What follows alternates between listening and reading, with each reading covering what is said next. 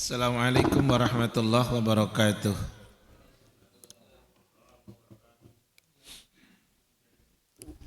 Innal hamdalillah, sesungguhnya segala pujian milik Allah Ta'ala semata.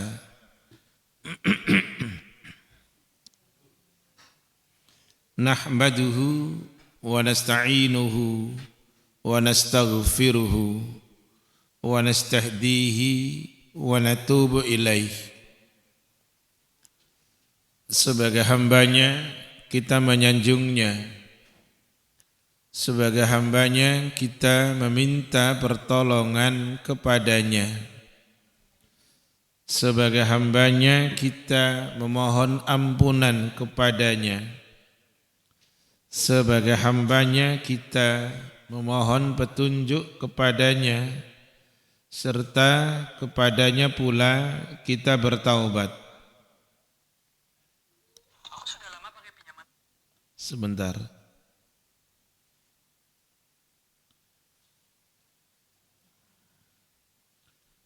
Wa na'udzu billahi min syururi anfusina wa sayyiati a'malina. Kita berlindung kepada Allah dari diri yang buruk dan dari amal perbuatan yang buruk pula. May yahdihillahu fala mudhillalah wa may yudlil fala hadiyalah. Barang siapa yang Allah berikan petunjuk kepadanya, maka tidak ada seorang pun yang dapat menyesatkannya. Dan siapapun pula yang Allah sesatkan dirinya, maka tidak ada seorang pun yang dapat menunjukinya. Asyhadu an la ilaha illallah wahdah la syarikalah. Bersaksi bahwa tidak ada ilah yang diibadahi dengan benar, melainkan Dia, Allah Ta'ala semata. Dia yang esa dan tidak ada sekutu untuknya dengan sesuatu apapun jua. Wa asyhadu anna Muhammadan abduhu wa rasuluhu sallallahu alaihi wasallam wa ala alihi wa ashabihi ajma'in wa man tabi'ahum bi ihsanin ila yaumiddin. Bersaksi pula bahwa Nabi Muhammad adalah hambanya Allah dan utusannya Allah. Semoga rahmat dan keselamatan senantiasa Allah Ta'ala limpahkan kepada beliau. Semoga rahmat dan keselamatan senantiasa Allah Ta'ala limpahkan kepada keluarga beliau. Semoga rahmat dan keselamatan senantiasa Allah Ta'ala limpahkan kepada para sahabat beliau, ridwanullahi alaihim jami'a. Dan semoga rahmat beserta keselamatan Allah Ta'ala limpahkan kepada siapapun yang mengikuti mereka dengan baik hingga kiamat kelak. Ya ayyuhalladzina amanu taqullah wa qulu qawlan sadida yuslih lakum a'malakum wa yaghfir lakum dhunubakum wa may yuti'illaha wa rasulahu faqad faza fawzan 'azima. Yang artinya, wahai orang-orang yang beriman, bertakwalah kalian kepada Allah dan katakanlah oleh kalian perkataan yang benar.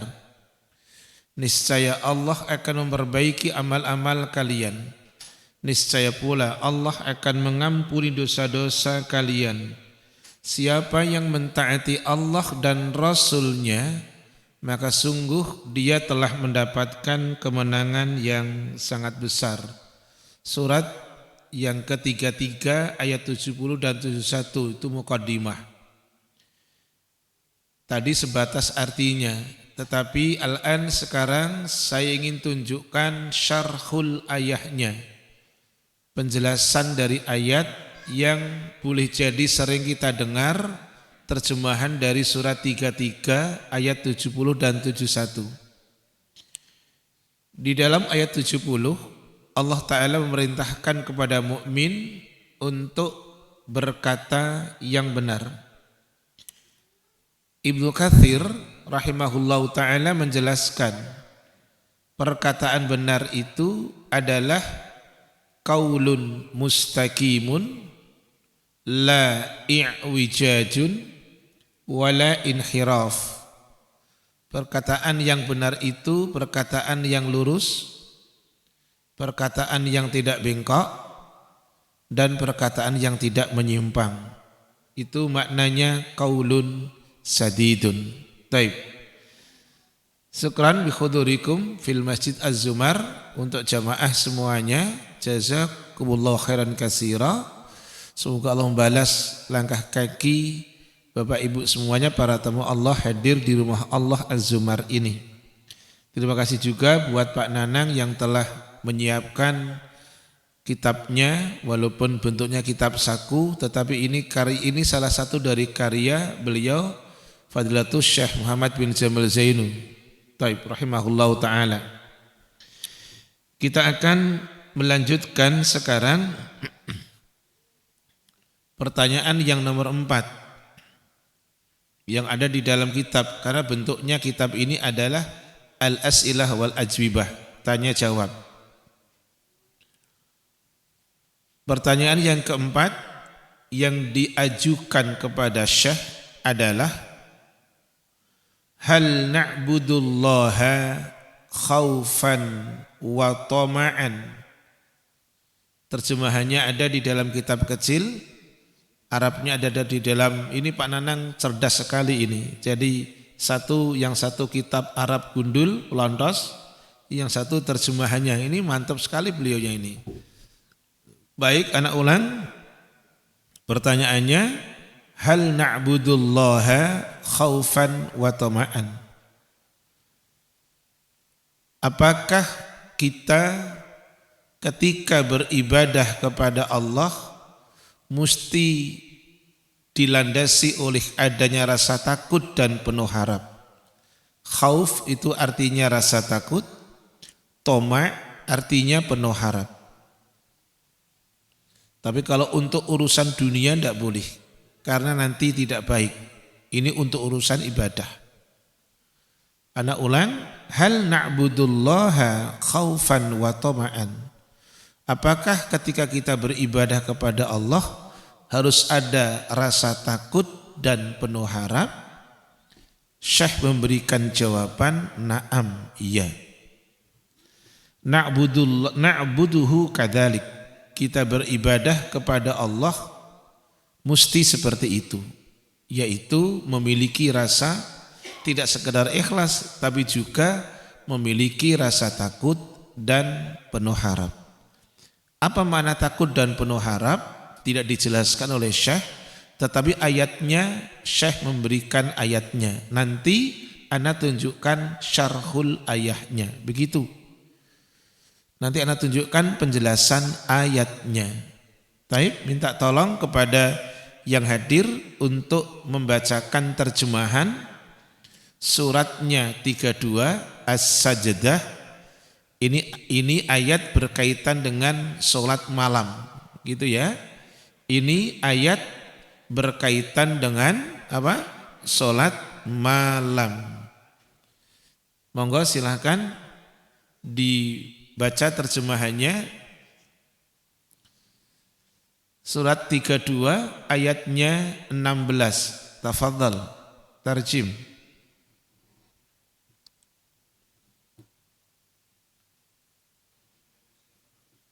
Yang keras.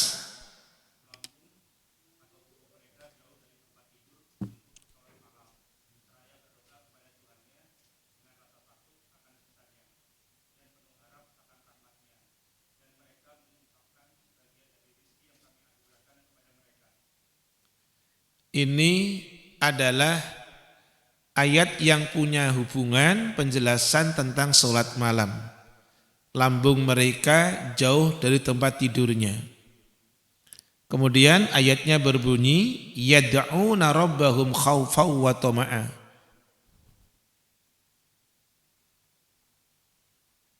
Mereka berdoa, mereka beribadah kepada Rabb-nya, kepada Tuhannya dengan penuh rasa takut, khauf dan penuh harap. Apa makna khauf? Khauf maknanya adalah khaufun minal adzabi wal iqabi. Khaufun minal adzabi wal iqabi, yaitu takut dari murka dan siksanya Allah. Kemudian makna toma' penuh harap adalah wa tama'an fi jazilin thawabihi, yaitu berharap akan pahala yang besar dari Allah Ta'ala.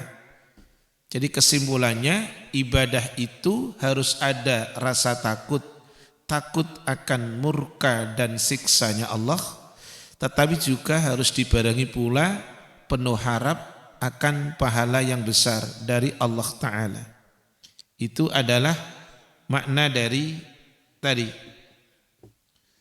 khauf dan toma'. Kemudian ada satu hadis.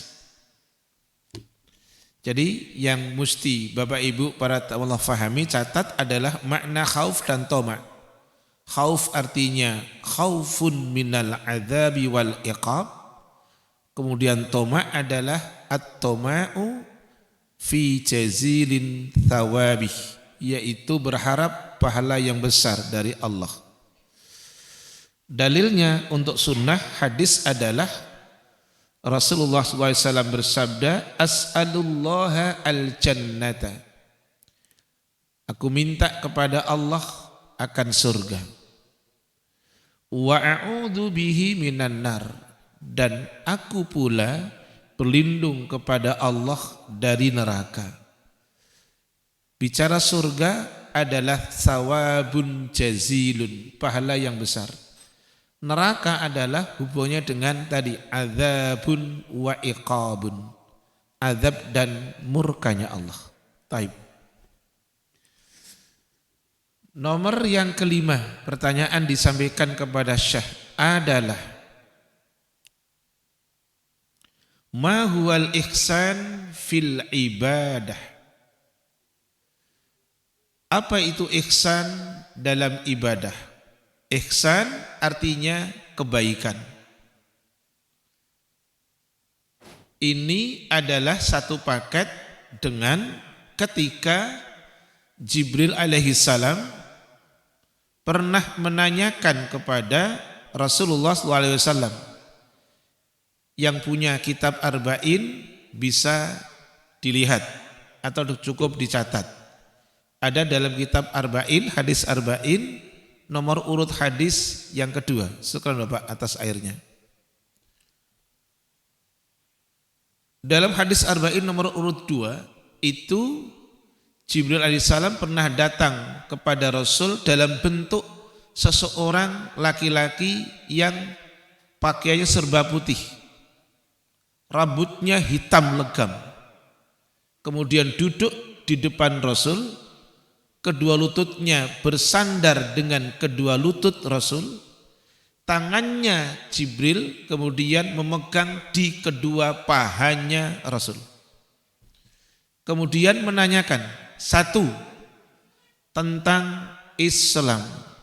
Rasul jawab dengan baik. Islam itu rukunnya ada 5. Rasul jawab. Kemudian Jibril mengatakan, kamu benar. Pertanyaan kedua kepada Jibril kepada Rasul adalah tentang iman. Rasul jawab dengan sempurna. Bahkan di ujungnya Jibril mengatakan, sodakta, kamu benar Muhammad. Dari pertanyaan 2 dibenarkan oleh Jibril, para sahabat sampai bergumam dalam hati, fa'ajibna lahu, kami heran dengan beliaunya. Dia bertanya, dia pula yang membenarkan. Pertanyaan ketiga tentang ihsan ini. Rasul pun memberikan jawaban, apa itu ihsan? Ihsan adalah an ta'budallaha ka'annaka tarah fa illam takun tarahu fa innahu yaraka. Ihsan itu artinya berbuat baik adalah engkau beribadah kepada Allah seolah-olah engkau melihatnya. Maka jika kamu tidak bisa melihatnya, yakinilah Allah melihat kamu. Itu ihsan. Dan ini ihsan puncaknya amal ibadah. Jadi puncaknya amal ibadah yang paling tinggi adalah menanamkan rasa ihsan. Merasa dirinya diawasi oleh Allah. Maka muncul sikap waskat, pengawasan melekat. Adanya self control, kontrol pada dirinya. Orang lain bukan sebagai parameter.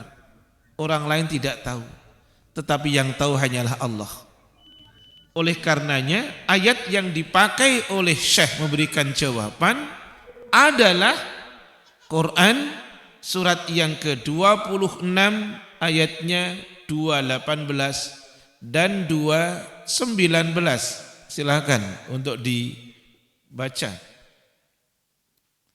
Surat 26 Asy-Syu'ara ayatnya 218 dan 219.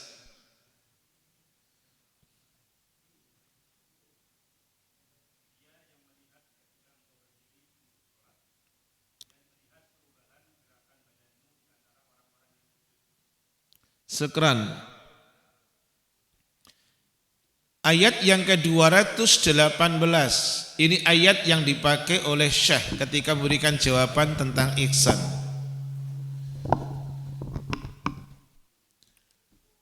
Allah yang melihat kamu ketika engkau berdiri. Alladzi yaraka hina taqum. Allah yang melihat ketika engkau berdiri. Ketika tadi Bapak Ibu sholat, kanan, kiri, depan, belakang, tidak ada yang tahu. Apa yang menjadi tujuan ketika kita sholat? Hati kita seperti apa, yang tahu cuma diri kita dan Sang Pencipta kita. Itulah makna tadi. Alladzi yaraka hina taqum. Ayat yang ke-219. Wa taqallubaka fis sajidin, dan Allah juga yang tahu perubahan hatimu ketika engkau sujud. Depan belakang kita tidak ada yang tahu. Yang tahu cuma Allah. Maka pentingnya ini dalam ibadah mengihsankan hati kita, mengihsankan sikap kita semata-mata hanya mengharap ridhonya Allah, tidak kepada yang lain. Oleh karenanya di dalam ayat terakhir surat 16, ayat terakhir itu 126, afwan. Surat 128, suratnya 16, ayatnya 128. Silakan.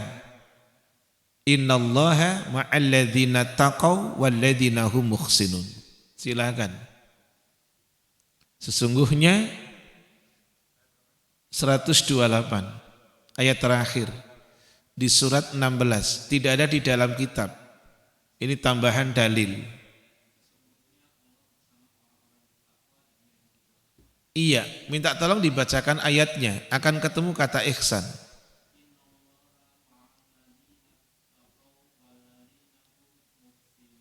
Iya, ini artinya Allah itu tidak hanya bersama dengan orang yang baik, orang yang takwa, tapi juga orang yang berbuat ihsan, orang yang baik.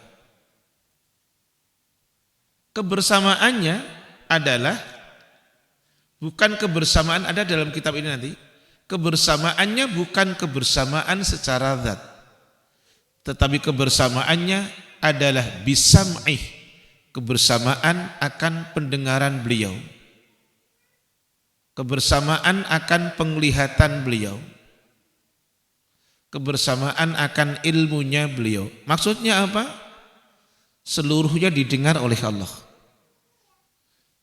Jangankan yang zahir, jangankan yang tampak, yang batin pun Allah dengar.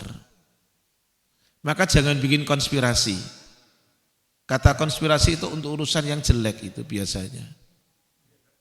Maka jangan bikin konspirasi. Atau bahasa lain, jangan bisik-bisik untuk urusan yang tidak baik. Jangankan yang zahir, yang batin pun Allah tahu. Seperti tadi dalilnya yang dipakai oleh Syekh tadi. Suratnya 26, ayatnya 218 dan 219. Alladzi yaraka hina takum tadi. Dia yang melihat kamu Muhammad ketika kamu berdiri dalam kurung untuk sholat.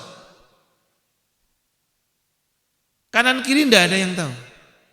Wa taqallubaka fis sajidin. Allah pula yang tahu perubahan hatimu ketika engkau sujud itu. Untuk siapa? Ke siapa? Allah pula yang tahu. Makhluknya tidak ada yang tahu. Maka tadi ayatnya anak tunjukkan di surat An-Nahl ayat 128. Allah bersama dengan orang-orang yang takwa. Tapi juga Allah bersama dengan orang-orang yang baik. Siapa orang yang baik? Orang yang baik, orang yang sadar dirinya diperhatikan oleh Allah. Tidak sekedar yang tampak, bahkan yang tidak nampak. Maka saya berikan satu kata akhir. Jangan membuat konspirasi. Jangan bikin trik-trik, jangan bikin acara yang tidak baik. Allah tahu. Saking Allah tahu, Allah akan bongkar semuanya. Baik, saya tunjukkan dalilnya sekarang. Supaya nggak bikin konspirasi. Iya. Suratnya 3, ayatnya 29. Ini ayat untuk maaf mewanti-wanti kita. Maaf loh Bapak yang dari Padang jenengan. Ini bahasa orang Jawa, ini orang Semarang, wong Sidoarjo iki jadinya. Bojo jenengan. Allah mewanti-wanti dengan ayat ini jangan bikin konspirasi. Monggo surat 3 ayat 29. Katakanlah.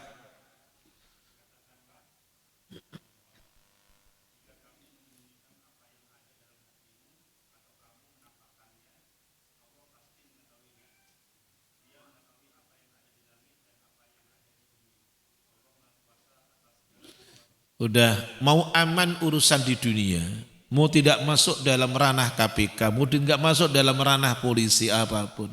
Ketika mukmin membaca ayat ini akan punya satu konklusi kesimpulan.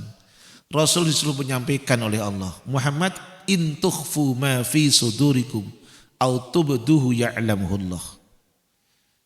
Apapun yang engkau sembunyikan, bahkan apapun yang engkau tampakkan, Allah mengetahuinya. Enggak ada yang tersembunyi buat Allah. Jadi dari hasil sikap ihsan, orang akan merasa dirinya diawasi oleh Allah. Kalau merasa diawasi oleh Allah, maka akan muncul hasil akhir, muraqabah. Itulah hasil akhirnya. Merasa diawasi betul oleh Allah. Jadi tidak ada pretensi untuk kanan kiri depan belakang manusia, tidak ada. Dia hanya berpikir bagaimana mendapatkan ridhonya dan cintanya Allah. Lebih dari itu enggak. Yang dia cari cuma itu ujungnya. Bagaimana mendapatkan cintanya dan ridhonya Allah. Taib. Lanjut. Kita masuk di bab yang baru. Bab yang kedua. Pertanyaan ke-6. Ini bab kedua. Anwa'ut tauhidi wa fawaiduhu. Macam-macam tauhid dan faedah-faedah dari tauhid itu. Pertanyaan yang nomor 6 yang ditanyakan kepada Syekh adalah limadza arsalallahu rusula. Mengapa Allah mengutus para rasul alaihi wassalatu wassalam? Untuk apa itu? Limadza arsalallahu rusula. Mengapa Allah mengutus para rasul. Dari mulai siapa? Dari mulai Nuh alaihi salam. Bukan dimulai dari Adam. Dimulai dari Nuh alaihi salam. Yang dakwah ke umatnya berapa tahun Nuh? Iki jenengan kelihatan kalau wajah-wajah takut salah jawabnya tuh begini ini. Berapa tahun? 950. Kira-kira jawaban jenengan bilang begitu ada dukungan ayatnya enggak? Kata Ustadz Rawis ya. Gitu aja. Deh, monggo Bapak dibuka dalilnya. Jadi saya mengajar di Az-Zumar ini biar cerdas. Saya harus bungkus dengan ayat ataupun sunnah gitu. Jadi tidak boleh omdo itu tidak boleh ngajar di Az-Zumar. Di sini tuh gudangnya wong pinter masalahnya. Jadi hati-hati kalau ngajar di sini. Monggo minta tolong dibaca suratnya 29 ayatnya 14. Enggak ada di dalam kitab, ini hanya untuk selingan tadi. Nuh itu berkumpul dengan kaumnya selama 1000 kurang 50. Monggo suratnya 29 Al-Ankabut ayatnya 14.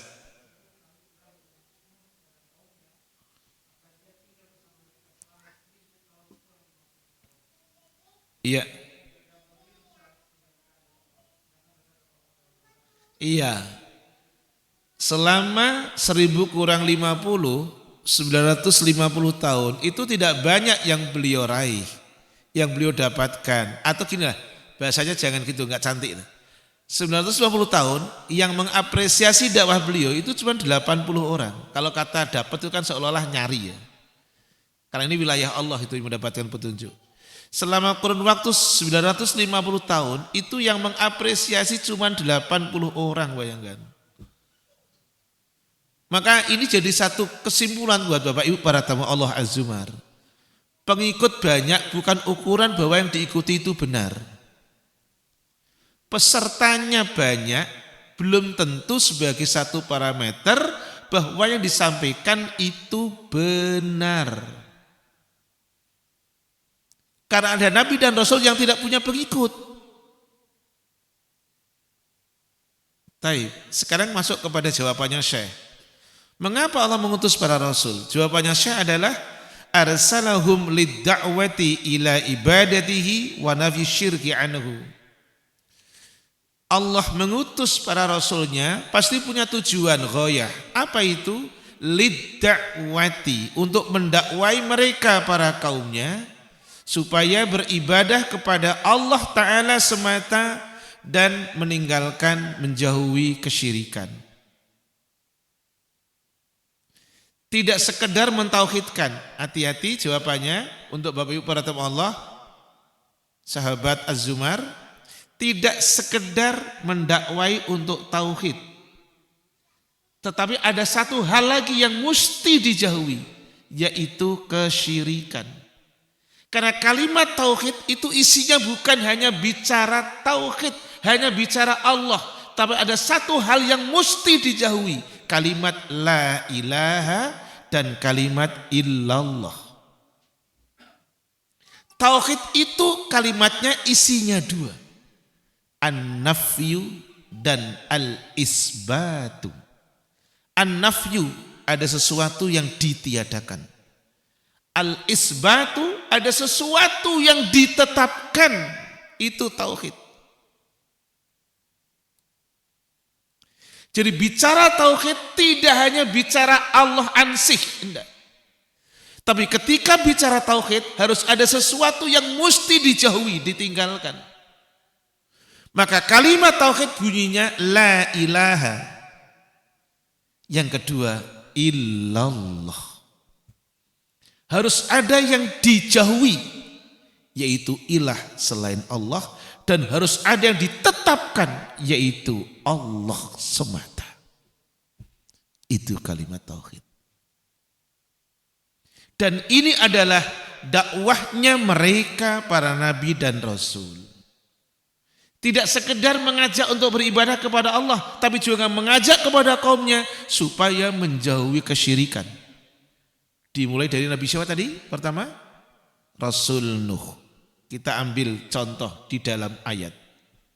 Suratnya 7, ayatnya 59. Enggak ada di dalam kitab. Jadi ya, ini pentingnya jenengan jangan hanya fokus ke sini begini terus, jangan Jenengan juga harus tadi. Makanya saya terima kasih kepada ayahanda yang putranya orang Minang katanya, tapi lahir Jakarta beliaunya, ya kan? Monggo, suratnya 7 ayatnya 59 atau yang lain.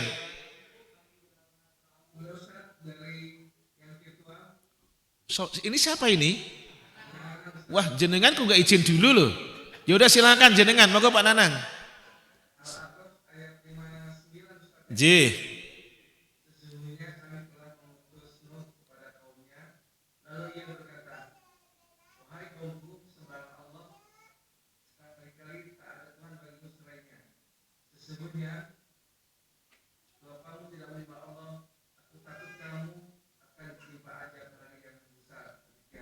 Ini dakwahnya Nuh, Rasul pertama. Dia menyerunya kepada kaumnya, itu bukan sekedar mengajak untuk ibadah kepada Allah semata, enggak. Kalimatnya ubudullah, tapi ada lanjutannya, malakum min ilahin ghairuh. Itu kalimatnya. Ajakan awalnya ubudullah, beribadahlah kalian kepada Allah semata. Tapi lanjutannya malakum min ilahin ghairuh. Tidak ada untuk kalian umatku Tuhan selain Dia semata. Jadi harus ada yang dinafikan selain Allah. Gitu. Untuk beribadah kepada Allah Ta'ala semata. Taib. Itu dakwahnya Nuh. Tadi surat 7 ayat 59. Ada ayat yang lain sama. Intinya sama. Cukup dicatat aja kalau yang mencatat. Yaitu surat 11, surat Hud ayatnya 25 dan 26. Taib. Saya akan masuk yang contoh kedua. Nabi Hud. Kaumnya namanya kaum Ad. Suratnya 7 sama ayatnya 65. Silakan. Pak Nanang boleh, yang dalam masjid sini boleh. Tafadhol. Tarjim.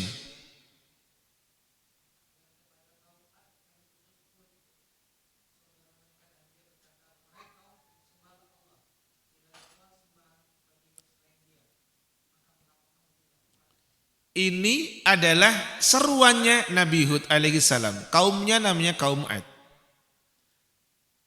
Taib, Anda tutup dengan jawaban dari Syekh. Dalam kitabnya ada. Yaitu Syekh memberikan jawaban dalil mengangkat surat yang ke-16 An-Nahl ayatnya 36. Silakan. An-Nahl surat 16 ayatnya 36. Monggo, tadi sudah dibaca terakhir ayatnya 128. Ini sekarang ayat 36 saja.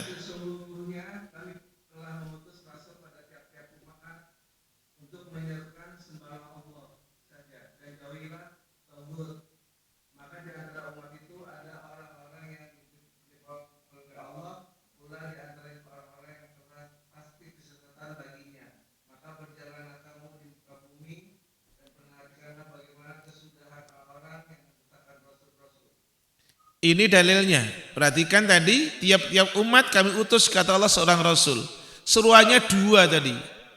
U'budullaha, itu tauhid. Wajtanibut tauhid. Hindari tauhid. Jauhi tauhid. Apa itu tauhid? Mufassir memberikan penjelasan. Ahli tafsir memberikan penjelasan. Sahabat Rasul memberikan penjelasan.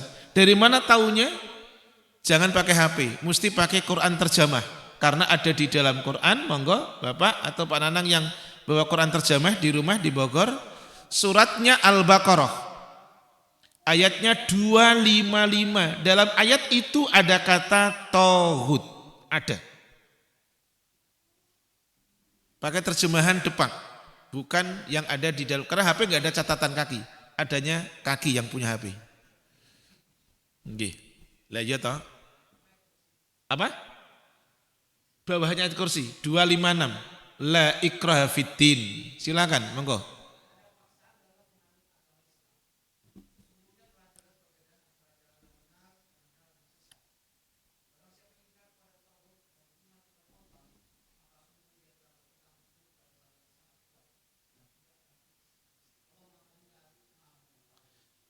tadi dikatakan berpegang tali yang sangat kokoh. Bahasa Arabnya urwatul wuthqa. Itu kalimat apa? Kalimat la ilaha illallah. Itu dikatakan urwatul wuthqa. Tali yang kokoh. La ilaha illallah. Itu untuk orang yang ingkar kepada tauhid dan beriman kepada Allah.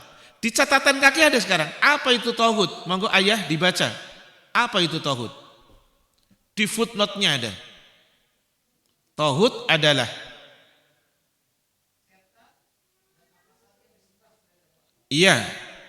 salah satu dari makna tauhid dijelaskan dalam ayat ini. Itu disampaikan oleh Umar bin Al-Khattab radhiyallahu an. Tauhid maknanya adalah asyaiton. Itu tauhid.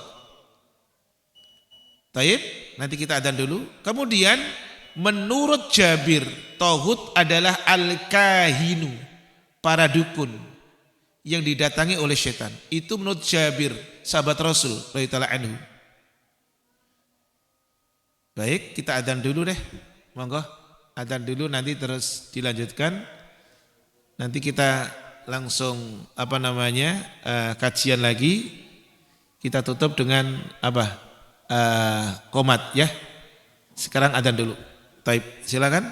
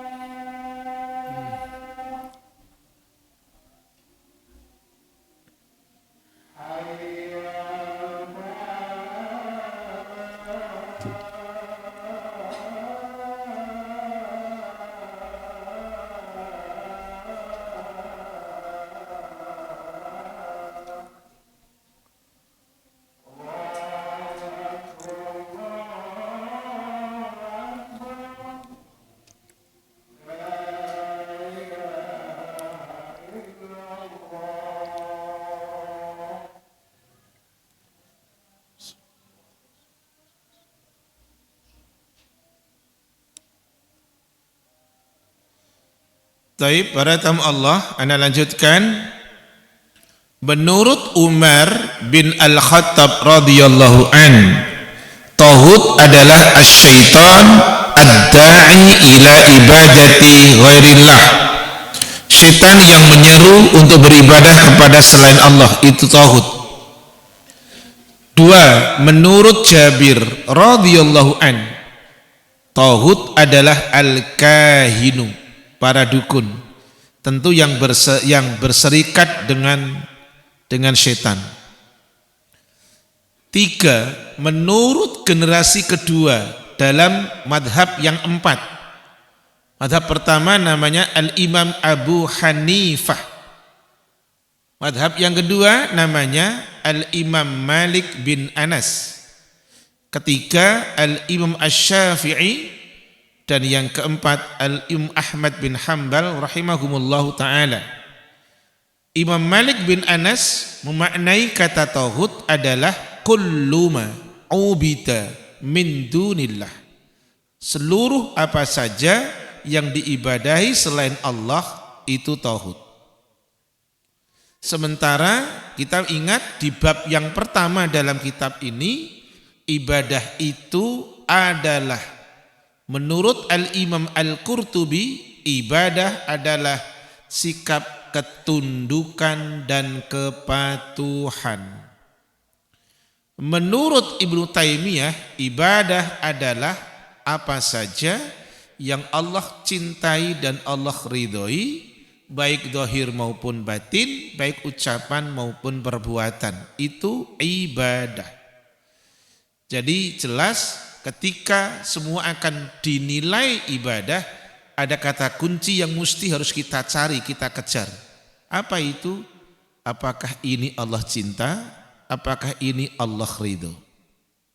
Kalau memang Allah cinta dan Allah ridho, berarti yang kau kerjakan ini ibadah.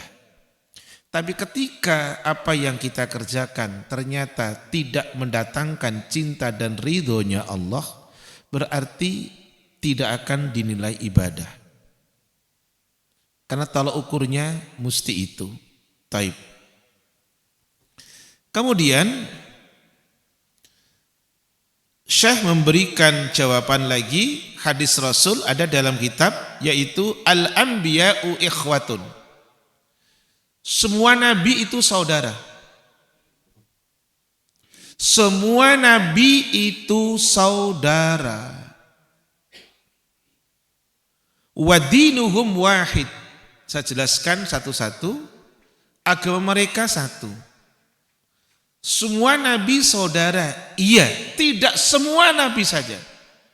Seluruh mukmin itu saudara. Tidak hanya nabi. Kalau mereka para nabi pasti mukmin. Tetapi ini dalil umum. Siapapun mukmin, walaupun kita tidak mengenalnya, itu saudara kita. Jadi saudara dibatasi oleh adanya keimanan. Itu. Dalilnya mana? Suratnya 49, ayatnya 10. Al-Hujurat. Silahkan. Monggo yang sudah ketemu boleh. Al-Hujurat ayatnya 10. Surat 49.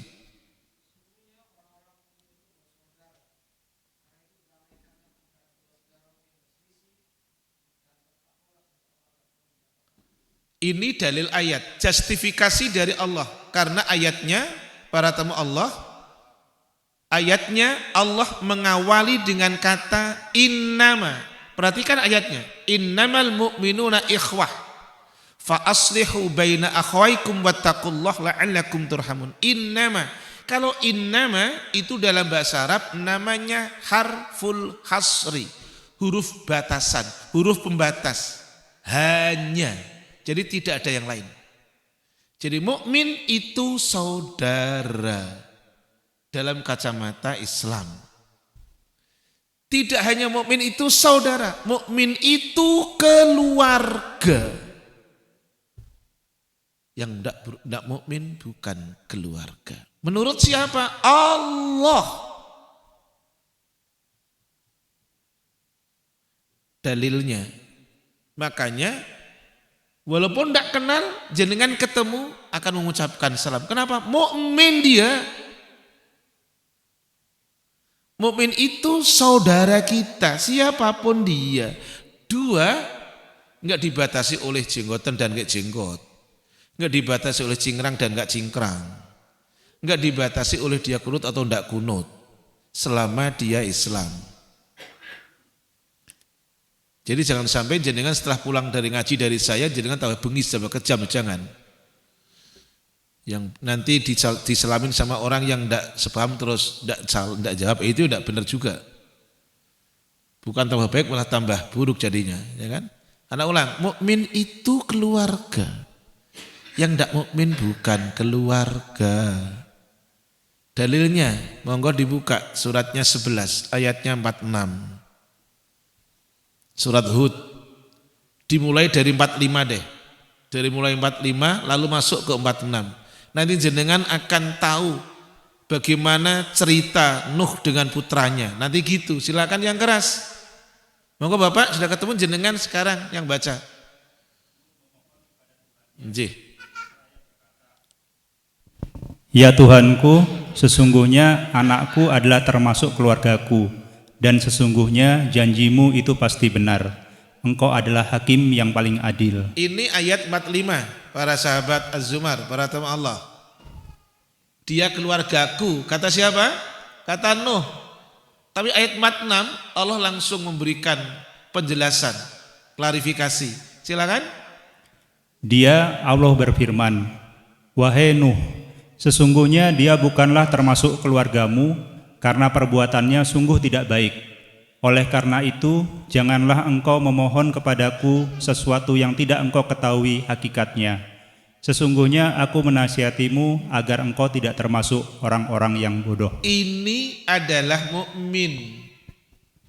Semuanya saudara kita dan dia keluarga. Kemudian tadi hadisnya Syekh mengatakan wadinuhum wahid, agama mereka satu. Iya. Karena apa? Nuh muslim. Kenapa muslim? Ingat, Islam itu la ilaha illallah. Dakwahnya Nuh tadi itu, ibadahlah ke Allah semata. Syariatnya pasti beda, tapi esensinya sama, basically-nya Allah yang diibadahi. Makanya Allah sampaikan dalam ayat, dari dulu Allah menamai kalian muslim. Nuh muslim, Idris muslim, Muhammad muslim, semuanya Musa muslim, kabeh muslim. Bahkan Isa muslim. Kenapa? Arti muslim dia berpasrah diri, beribadah hanya kepada Allah Ta'ala semata. Monggo, tadi Bapak yang di depan sudah buka. Monggo Pak, saya minta tolong panjenengan sekarang yang baca. Pak siapa yang namanya nih? Iya, tolong dibaca suratnya 22, ayatnya terakhir 78. Karena ini nggak ada catatan kaki, jadi aman jenengan nggak pakai HP pulih. Ya dah. Dan berjihadlah kamu, silakan. Ayat 78, ayat terakhir. Dan berjihadlah kamu di jalan Allah dengan jihad yang sebenar-benarnya. Terus? Dia telah memilih kamu dan dia tidak menjadikan kesukaran untukmu dalam agama. Ya. Ikutilah agama nenek moyangmu Ibrahim. Dia Allah telah menamakan kamu orang-orang Muslim sejak dahulu.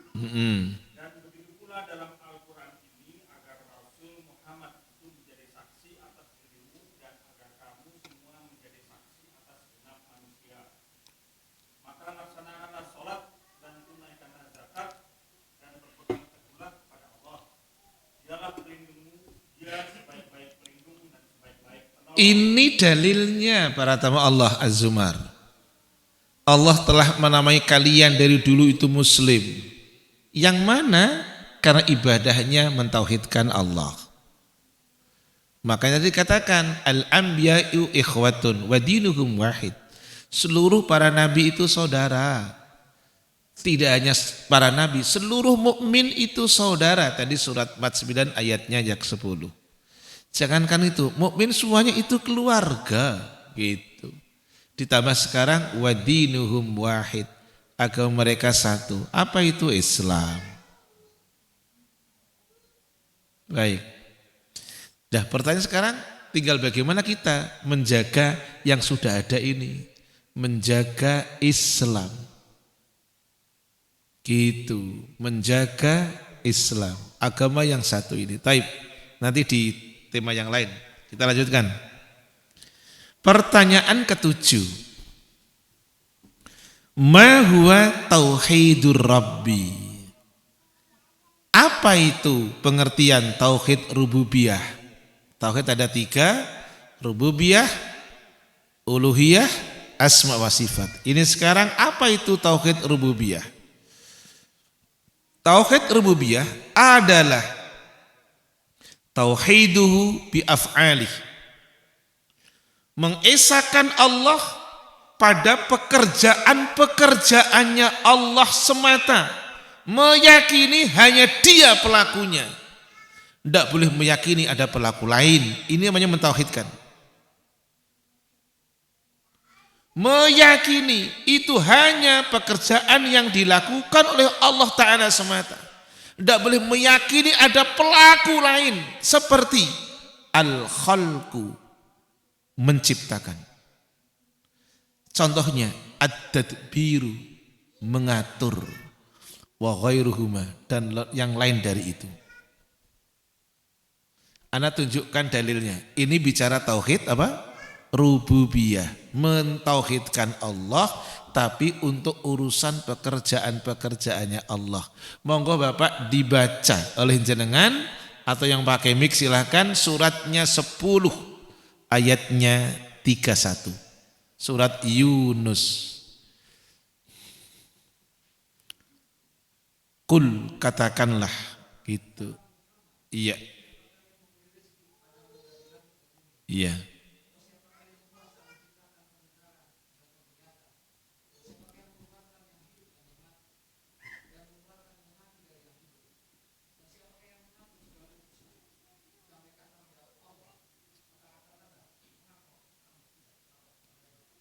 Perhatikan para tamu Allah.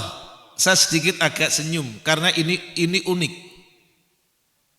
4 pertanyaan dalam ayat ini itu semua terjawab dengan lugas, jelas oleh orang Arab musyrik. Yang bertanya adalah Rasulullah SAW atas perintah Allah. Qul may yarzuqukum minas sama'i wal ard. Muhammad, antum tanya sama orang Arab musyrik, siapa pemberi rizki dari langit dan bumi? Pertanyaan awal. Pertanyaan kedua, Muhammad tanyakan ke mereka yang kedua, siapa pencipta pendengaran dan penglihatan? Pertanyaan ketiga, siapa yang sanggup mengeluarkan dari yang mati ke hidup dan hidup ke mati? Pertanyaan keempat, tanyakan ke mereka Muhammad, siapa pengatur alam raya ini? Siapa mengatur segala urusan? Fasayakuluna, tadi ayatnya mengatakan, fasayakuluna Allah. Mereka aklamasi, mereka sepakat Allah. Kata siapa? Orang Arab musyrik. Rasul disuruh perintah oleh Allah, fakul afala tatakun. Kamu tahu Allah, kenapa enggak bertakwa? Kenapa nyembah yang lain? Jadi lesan mereka orang Arab musyrik itu kenal dengan Allah. Berbeda dengan orang antah berantah, kenalnya yang di atas. Gimana kabarnya, usahanya dari anaknya? Ya terserah yang di atas sajalah gitu. Nah yang di atas ki sopo gitu. Coba bandingkan dengan mindset mereka yang notabene jelas-jelas musyrik. Bandingkan dengan itu. Udah isa ya. Dah, yuk sholat dulu lah, yang akan datang dilanjut. Subhanaka Allahumma bihamdik, asyhadu an la ilaha illa anta, astaghfiruka wa atubu ilaik. Assalamualaikum warahmatullahi wabarakatuh. Pak Nanang makasih.